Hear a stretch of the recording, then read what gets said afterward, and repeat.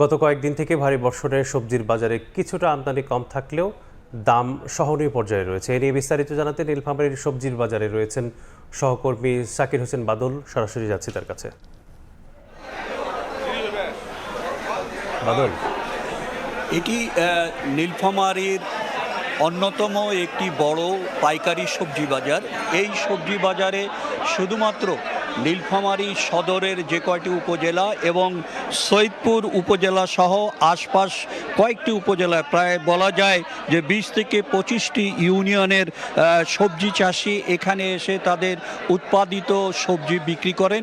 এটি একটি বড় নীলফামারীর মধ্যে একটি বড় সবজি বাজার। এই সবজি বাজারে এখন আপনারা দেখছেন যে শত শত মানুষ, শত শত ক্রেতা বিক্রেতার পদচারণায় মুখরিত এই সবজি বাজারটি। কিন্তু গত কয়েকদিনের ভারী বর্ষণের কারণে আজকের কিন্তু এই সবজি বাজারে আমদানি কম। যেভাবে ক্রেতা রয়েছে তার চেয়ে বিক্রেতার মানে যে সবজির আমদানি কম হওয়ায় গত কয়েকদিন থেকে এখানে সবজির বাজারে কিছুটা অস্থিরতা বেড়েছে এবং প্রতি কেজিতে প্রতিটি সবজির দাম কিন্তু কেজি প্রতি 5 টাকা করে বেড়েছে। আমি এখানে যে সবজিগুলো আজকের আছে আমি সেগুলোর দাম আপনাদেরকে জানাচ্ছি।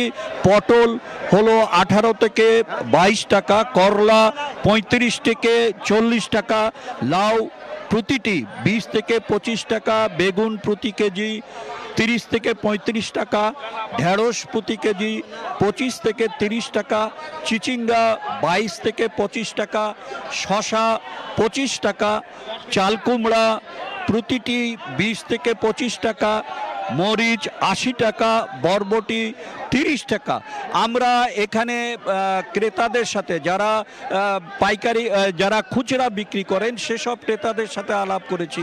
তারা বলছে যে আজকের কয়েকদিন ধরে নীলফামারীতে ভারী বর্ষণের কারণে সবজি বাজারে আজকের আমদানি কম, যার ফলে যে হিসাবে ক্রেতা রয়েছে সেই হিসাবে কিন্তু সবজির আমদানি কম থাকায় প্রতি সবজিতেই প্রত্যেকটি সবজিতেই কিন্তু কেজি প্রতি 5 থেকে 10 টাকা করে দাম বৃদ্ধি পেয়েছে। আরেকটি আপনাদেরকে জানিয়ে রাখি যে নীলফামারী হলো সবজি উৎপাদনের দিক থেকে অন্যতম একটি জেলা।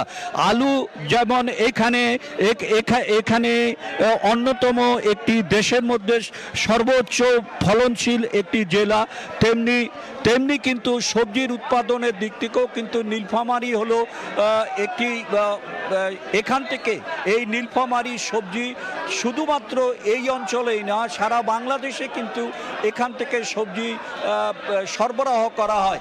এই ছিল আমার কাছে নীলফামারীর সবজি পাইকারি মার্কেট থেকে সর্বশেষ।